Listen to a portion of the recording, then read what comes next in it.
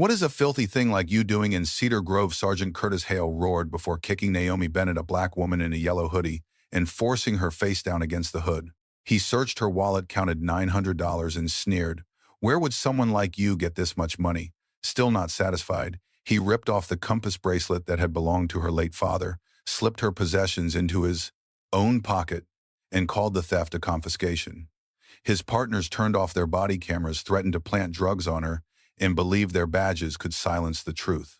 What they did not know was that the woman silently memorizing every second was the federal judge who would preside over their hearing just days later. When the door behind the bench opened, who would truly be forced to bow their head? Have you ever been judged because of your skin color? Share your story in the comments and never remain silent in the face of injustice. The patrol car moved slowly through Cedar Grove at 8:47 on Sunday evening. Sergeant Curtis Hale, a white police officer who had worn a badge for 16 years and had long mistaken seniority for ownership of the city, sat behind the wheel. Beside him was Evan Rusk, a younger white officer entering his 4th year of service, who had learned that remaining silent in front of a superior was the shortest path to a favorable performance review. Beyond the windows, old brick homes stood behind black iron fences. Maple canopies covered the sidewalks, while pale yellow porch lights shone over lawns trimmed so evenly that they almost looked unreal. Security cameras were mounted on gate posts, porch roofs, and doorbells. Cedar Grove had enough eyes to see everything. The problem was that not every eye wanted to see the truth. Hale regarded the neighborhood as his territory. He knew who drove the silver Mercedes on the corner, which houses regularly received late deliveries, and which families left town on weekends. In Hale's mind, his duty extended beyond enforcing the law. He had also granted himself the authority to decide who deserved to walk these clean sidewalks. "Keep the neighborhood true to its values," he often said. It was Hale's polite way of concealing a far uglier belief. A figure appeared beneath the trees ahead. Naomi Bennett, a 42-year-old black woman with a composed manner and eyes that always observed more than she revealed, was walking briskly along the sidewalk. She wore a dark gray hoodie, black athletic pants, and navy running shoes. Naomi had just completed nearly 5 miles along her familiar route, but a dull ache had begun in her right ankle, so she had slowed to a walk. The house where she lived was only 2 blocks away. The light in the second-floor study was still on a small golden window waiting for her to return. Hale slowed the patrol car. His gaze followed Naomi through the windshield. "See that," he said. Rusk looked up. "See what a black woman in a hoodie walking quickly through Cedar Grove at nearly 9 o'clock at night." Rusk watched her for several more seconds. "Maybe she's just exercising."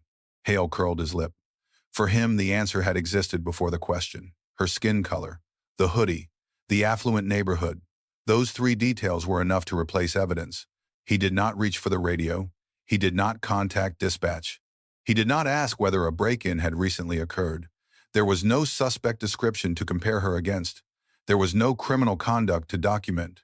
Hale simply activated the emergency lights and pulled the patrol car across Naomi's path. Red and blue lights swept over the maple trunks. Naomi stopped. She removed one earbud and kept both hands where they could be seen.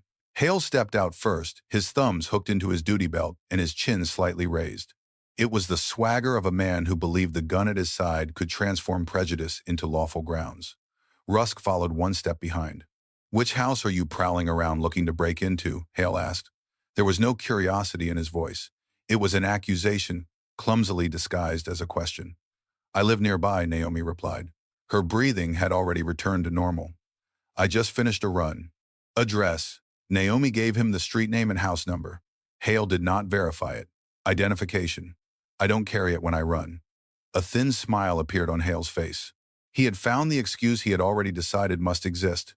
No identification and no way to prove your address. "So you're going to stand here until we establish who you are. Am I being detained or am I free to leave?" Russ glanced toward Hale.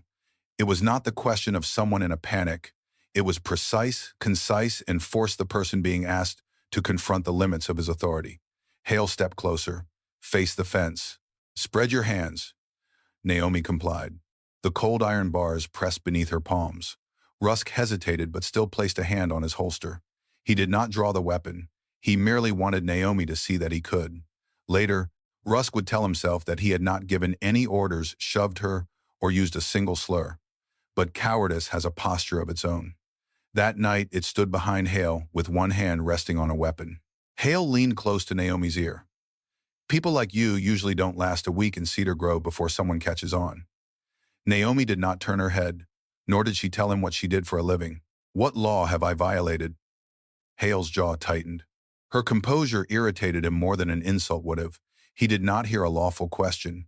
He heard only a black woman daring to demand an explanation from him. Get on your knees. I have cooperated completely. I said, get on your knees. The sidewalk was still damp from the automatic sprinkler system. Naomi slowly lowered her right knee, keeping both hands spread against the fence. The moment her knee touched the cold concrete, Hale suddenly raised his foot and kicked her hard in the back of the shoulder. Naomi fell face down onto the sidewalk. The breath burst from her lungs. Hale thought he had silenced her, but inside a concealed pocket in the gray hoodie, a small device continued glowing red. It had recorded everything, every word, every command, every second. Hale grabbed Naomi by the shoulder, pulled her to her feet, and forced her back against the fence. He claimed that she matched the description of a burglary suspect, even though no description had ever been broadcast over the radio. His hands searched the pockets of her hoodie with suspicious proficiency. Inside the leather wallet, Hale found $900. Naomi had just withdrawn to pay a roof repairman, a premium credit card, a court employee parking access card lying face down, and the key to a luxury SUV. He did not check the name. The truth had never been what Hale was looking for. Whose wallet and vehicle did you steal? He asked. Naomi looked directly at him. All of it belongs to me. If you seize anything, I demand that it be documented in the report and that I receive an inventory of my property. Her precise terminology darkened Hale's expression. He did not hear a lawful request. He heard a challenge. Hale counted the money beneath the streetlight, then slipped all $900 and the credit card into his own jacket pocket instead of an evidence bag. A small movement. Neat, familiar, he called it confiscation, as though an administrative term could make robbery lawful. The light swept across the white gold necklace around Naomi's neck. The compass-shaped pendant moved gently with each breath. Hale slipped a finger beneath the chain and yanked hard. The clasp snapped, leaving a red scratch across her skin. For the first time, Naomi's composure cracked. That belonged to my father. Hale turned the pendant over in his hand. Maybe your father stole it too. He glanced at Rusk and nodded. Rusk looked at the red light on his body camera. He hesitated for 2 seconds before pressing the button. The light went dark. Those 2 seconds marked the entire distance between Rusk's conscience and his complicity.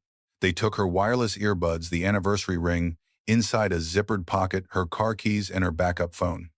Hale handed Naomi a form and ordered her to confirm that she had voluntarily surrendered the property.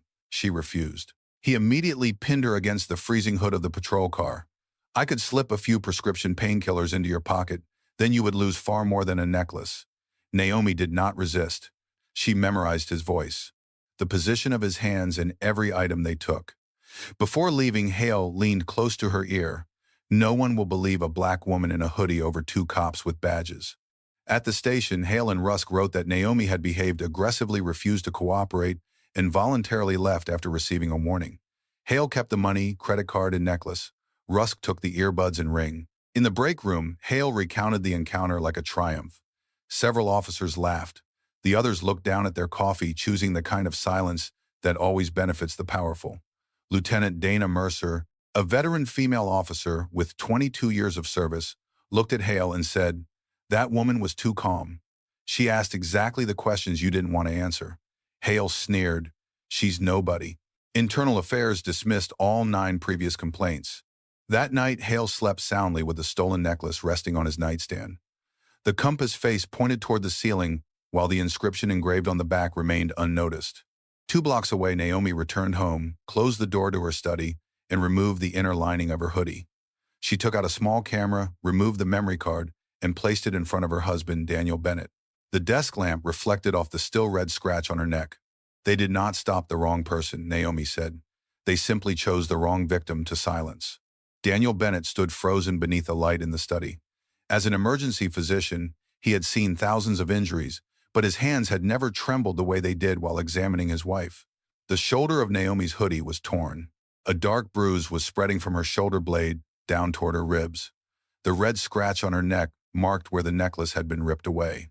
Both knees were scraped with tiny grains of sand still embedded in the skin. Daniel picked up the car keys, but Naomi stopped him. Take photographs first. Every injury. They need timestamps. Daniel photographed the injuries from multiple angles beneath the same light source, placing a medical ruler beside each bruise to document its size. He then took Naomi to the emergency department of a hospital, where he did not work to avoid any questions about impartiality. Naomi requested that the medical record accurately document the shape of the bruises, the mechanism of injury caused by a kick and impact abrasions, consistent with being forced against a hard surface, and the scratch left when a metal object was ripped from her neck. She did not exaggerate, nor did she minimize anything. The record would have value only if it remained completely faithful to what her body was proving. They returned home after 11 o'clock. Naomi sat at the desk, opened a yellow legal pad, and reconstructed the incident minute by minute. 847, the patrol car blocked the sidewalk. 849, Hale demanded identification. 851, she was ordered onto her knees. She recorded the exact slurs, Rusk's position, the hand resting on his holster, and the moment the light on his body camera went dark. Daniel watched as neat lines of handwriting gradually filled the page. His wife was not confronting this merely as a victim. She was handling it like a judge, preserving the record before time had an opportunity to distort her memory. Naomi removed a small thread from the lining of the hoodie and retrieved the personal camera. The device had recorded nearly the entire encounter. She copied the original file onto an encrypted hard drive, uploaded a second copy to a cloud server to preserve the metadata, and sealed a third copy to send to Celia Grant, a civil rights attorney she trusted. 3 copies, 3 different locations. No delete button could make the truth disappear. How long have you been preparing for something like this? Daniel asked. Naomi looked at the empty necklace box on the desk. Ever since what happened to my father. Isaiah Bennett had served in Afghanistan. Years earlier, 2 police officers had mistaken him for a carjacking suspect, even though he was still wearing a jacket bearing a veteran's insignia. They threw him to the ground in a parking lot and broke his right arm. No arrest. No charges. No apology. Isaiah's complaint was dismissed after 3 days. His hand never fully recovered. More painful still was the feeling that the very country he had served saw him as a threat. Naomi had watched her father relearn how to hold a spoon sign his name again and conceal his pain whenever the weather turned cold. Afterward, Naomi went to law school. She graduated with honors, became a civil rights attorney, and was later appointed as a federal judge in Belhaven. She had taken office less than 2 months earlier, declined interviews, and avoided all unnecessary media appearances. That was why Hale did not recognize the woman beneath the hoodie. The necklace he had stolen was the final gift Isaiah had given his daughter before he died. 6 words were engraved on the back of the compass: the truth always finds its way home. Hale had held it in his hand but had never bothered to turn it over. I am angry, Naomi admitted, but anger is not evidence, and it cannot replace due process. Before 2 in the morning, she completed a case file containing the video photographs of her injuries, the emergency room report, a timeline, an inventory of the stolen property, and documents proving ownership. Naomi did not call the police chief. She did not use her title to exert pressure. The next morning, she would personally file a complaint with Internal Affairs like any other citizen. But as she watched the video for the 3rd time, Naomi paused at the moment Rusk raised his hand toward his camera. Before the light went dark, 4 seconds of audio entered the recording. Rusk's voice trembled slightly. What about the property from the last incident? Hale replied. Same as this time. No one will ever get it back. Naomi looked at Daniel. This was not the first robbery. And she was not the only victim. Naomi arrived at Internal Affairs at 7:43 inches the morning, 17 minutes before the office opened. She wore a dark blue suit, its collar partially covering the scratch but unable to conceal the bruising across her shoulder. When the doors opened, Naomi entered as a citizen, filing a complaint without calling ahead or invoking her title to demand special treatment. Lieutenant Marisol Vega, an investigator who had handled more than 300 cases during 18 years of service, received her behind a glass partition. Naomi placed a sealed envelope on the desk and requested an official case number, an evidence receipt, the name and badge number of the person accepting it, and written confirmation of the data's chain of custody. Vega frowned slightly. She had seen many angry, frightened, or desperate people walk through those doors. Most complaints became trapped in lengthy interviews, reports lacking evidence, and the familiar conclusion, insufficient grounds. At first, Vega assumed Naomi's case would eventually end up in a filing cabinet like so many others. Then Naomi opened the envelope. The original video, unaltered metadata, a minute-by-minute timeline. the medical report, photographs of the injuries with a measuring scale and timestamps, the receipt for the $900 withdrawal, proof of ownership for the necklace. Finally, a copy of Hale's report in which nearly every sentence contradicted the recorded footage. "What do you do for a living?" Vega asked. Naomi paused for a moment. "I am a federal judge in Bellhaven." Vega straightened in her chair, but Naomi immediately continued. "Do not handle this case differently because of my title. Handle it the way every citizen should be treated." Those words made Vega understand that the woman before her had not come to demand special treatment. She had come to force the process to perform its intended function.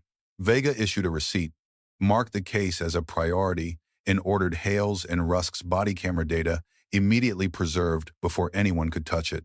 The technical logs showed that both cameras had been manually deactivated at 8:53:11 p.m. and reactivated more than 7 minutes later. The same time, the same place, the same gap. However, the buffer retained several seconds of audio before the screens went dark. Hale's voice was clearly audible. "Take anything valuable." Rusk asked whether anyone had discovered what happened the previous time. Hale chuckled. "Complaints like that always disappear. 7 minutes without video." But that gap was not silent. It confirmed their intent to steal while opening the door to incidents that had been buried. Vega examined their 2-year history. Hale's camera had malfunctioned 17 times, while Rusk's footage contained matching gaps in 13 instances. Most of the people they stopped were Black or Latino, all within a small radius of Cedar Grove. 13 previous complaints described the same method stopped, without cause search deprived of money or small valuables pressured into signing forms, stating that they had voluntarily surrendered the property and threatened with planted evidence if they spoke up. 13 files, 13 accusations, 13 times the system had trusted 2 badges over the people standing before them. Vega contacted 3 former victims.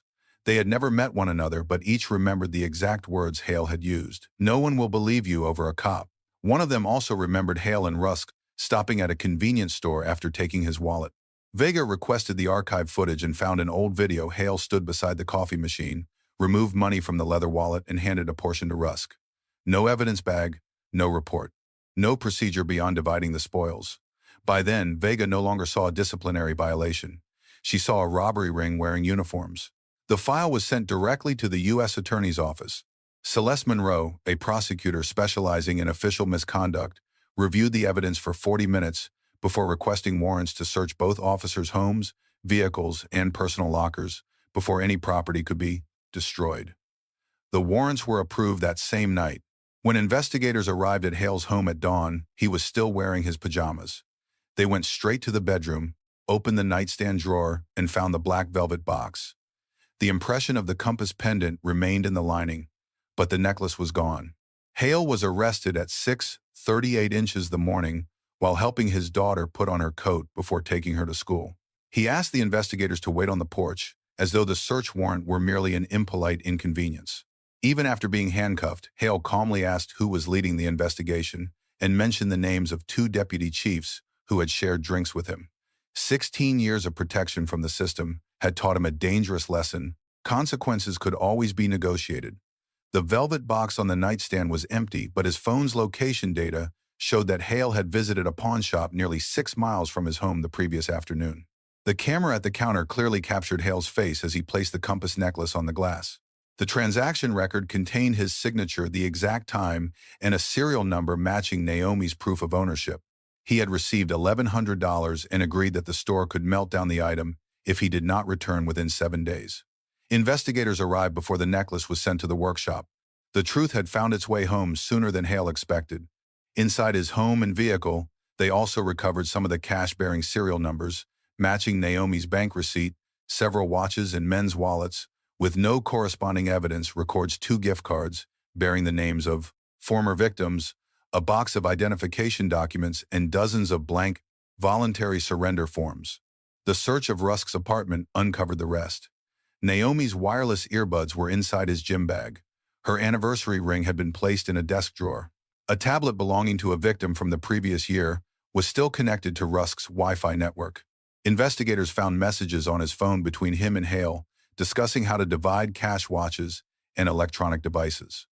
Rusk broke down before the interrogation had lasted an hour.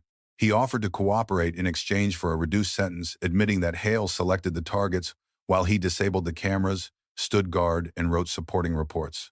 Hale always prioritized people he believed the system would not trust black people, immigrants, and those too poor to hire an attorney.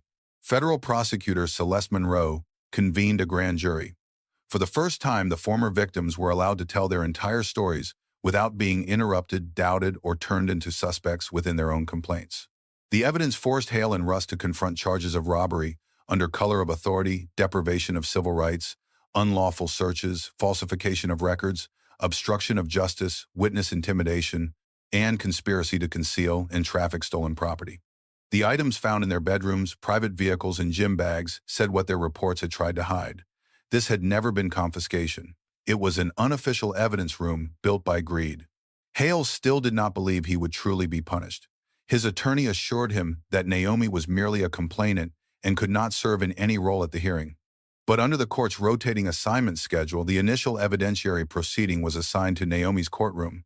Before accepting the case, she voluntarily disclosed the entire conflict to Chief Judge Helen Ward. Ward reviewed the video, Rusk's testimony, and the independent physical evidence, then determined that Naomi was not required to testify personally at this stage. The hearing would address only pre-trial detention, preservation of evidence, and conditions of release, not determine final guilt. Ward issued a clear conclusion: a defendant could not automatically disqualify a judge merely because he had chosen that judge as his victim. Naomi was permitted to preside, provided that every decision was explained publicly on the record and remained subject to review. The following morning, Hale entered the courtroom wearing a Navy suit, his confidence not yet entirely gone. He sat at the defense table, adjusted his tie, and leaned toward his attorney. "Who is the judge?" The clerk stood. "All rise." The Honorable Judge Naomi Bennett presiding. The door behind the bench opened. The smile immediately vanished from Hale's face. The door behind the bench opened. Naomi entered wearing a black judicial robe, moving slowly and calmly. Hale recognized her detail by detail, the face he had once forced against the hood of the patrol car, the scratch still faintly visible on her neck, and the composed gaze he had mistaken for fear. The blood drained from Hale's face. His hand gripped the edge of the table until his knuckles turned white. Rusk recognized her half a second later, but his reaction was entirely different. He lowered his head, his shoulders drawing inward, unable to look up. The woman Hale had called nobody now held the authority to decide whether he could return home or would await trial behind bars. Hale's attorney sprang to his feet and demanded that Naomi recuse herself from the hearing because of a conflict of interest and personal bias. Naomi opened the case file before her. She disclosed that she had fully reported the incident before accepting the assignment, that Chief Judge Helen Ward had reviewed the matter, and that Naomi would not participate as a witness at this stage. All evidence would be presented by the prosecutor and independent investigators. If a defendant could remove any judge simply by attacking that person, the court would create a dangerous precedent. Naomi looked directly at Hale. Both defendants will receive full due process, the degree of fairness they denied to people on the street. Celeste Monroe began with the video from the concealed camera. The screen showed Hale kicking Naomi onto the sidewalk, searching her wallet, and ripping the necklace from her neck. Next came the remaining audio from Rusk's body camera data, proving that both devices had been deactivated during the same second, and footage of Hale selling the pendant at the pawn shop. Monroe placed photographs of the property found in the officers' homes on the table, along with messages discussing how the stolen goods would be divided and the falsified reports. Each piece of evidence closed another escape route. When the recording played, Hale saying complaints like that always disappear, he no longer looked at the screen. He stared down at the hands that had once slipped Naomi's money into his pocket. Hale's attorney described the incident as a procedural error during an improperly documented confiscation. Monroe did not raise her voice. Confiscated property must be placed in the evidence room.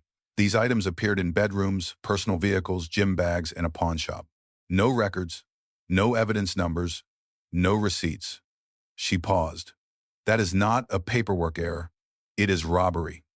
Rusk then formally confirmed his cooperation agreement. He admitted that Hale had organized the stops for years, selected the victims, taken their property, and instructed Rusk to disable the cameras and falsify reports. Hale whipped his head toward his partner. The man whose silence had once protected him was now becoming the voice that could send him to prison. Naomi showed no satisfaction. She took notes, asked questions about the chain of custody, and sustained two valid objections from the defense. When Monroe phrased an allegation as though it were an established fact, Naomi ordered her to correct it. That absolute fairness did not reassure Hale. It deprived him of his final excuse that the proceeding was an act of revenge. Naomi was giving him precisely what he had denied her: limits on authority, transparent procedure, and an opportunity to be heard. Monroe requested that Hale be held in pretrial detention because he had trafficked evidence, threatened to plant contraband on a victim, and possessed connections extensive enough to pressure witnesses. She also asked the court to restrict Rusk's communications while investigators verified his testimony. Naomi set down her pen and prepared to announce her ruling. At that moment, the courtroom door opened. An investigator hurried to the prosecution table and handed Monroe a sealed envelope that had just arrived. Monroe read the first page, her expression changed, and she placed it on the evidence table. Inside was a list of superior officers who had helped Hale bury every previous complaint. The case had just expanded beyond 2 badges. The envelope contained data that an internal affairs administrative employee had secretly preserved for 3 years.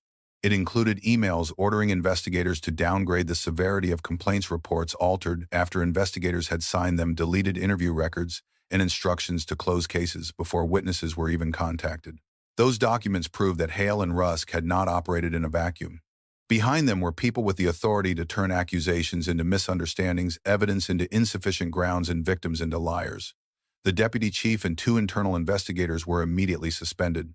13 complaints previously declared unfounded were restored to their original status. Naomi ordered Hale held in pretrial detention. She cited his attempt to sell evidence, his history of threatening victims, and his ability to use connections within the department to obstruct the investigation. Rusk was detained separately, and any benefits from his cooperation agreement would be considered only after his testimony had been independently verified.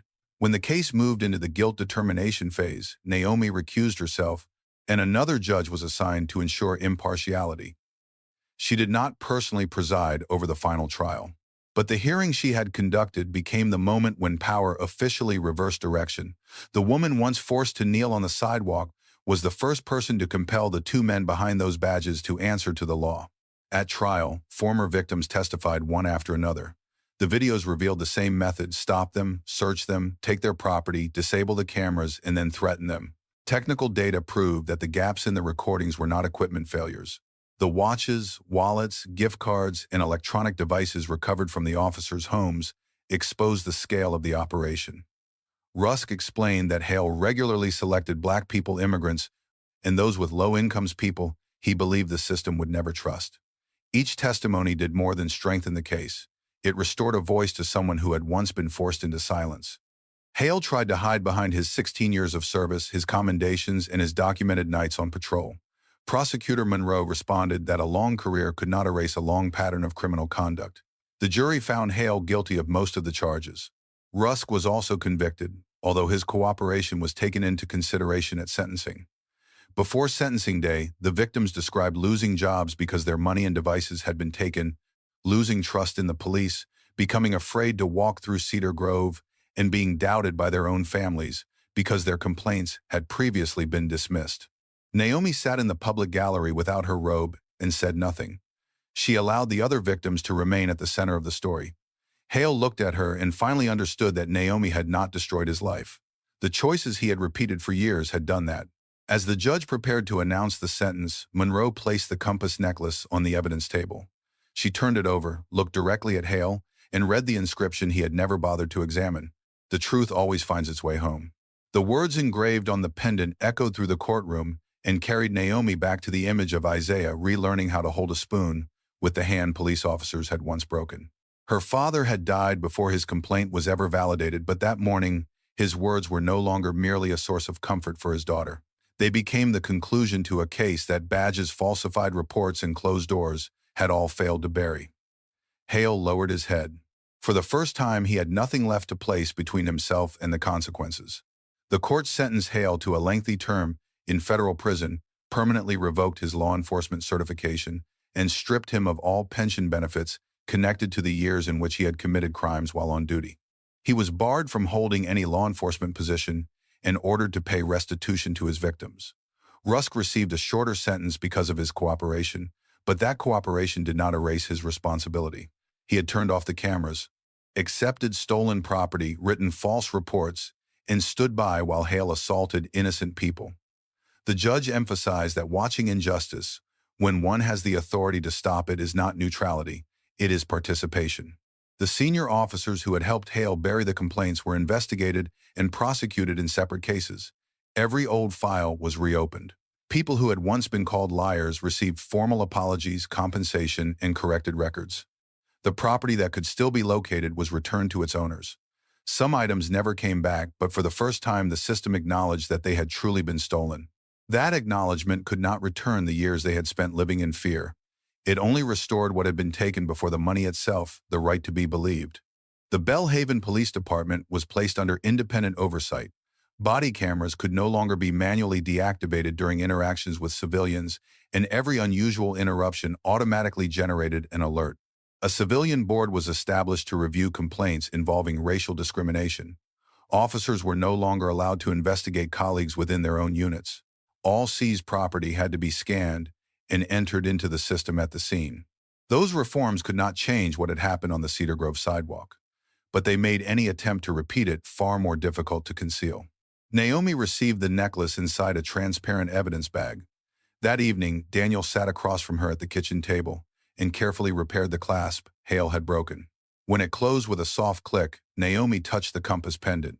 She declined interviews and never called herself a hero. To the only reporter she agreed to speak with, Naomi simply said that the record, the evidence, and the voices of ignored victims had brought the truth to light. No title could have accomplished that alone.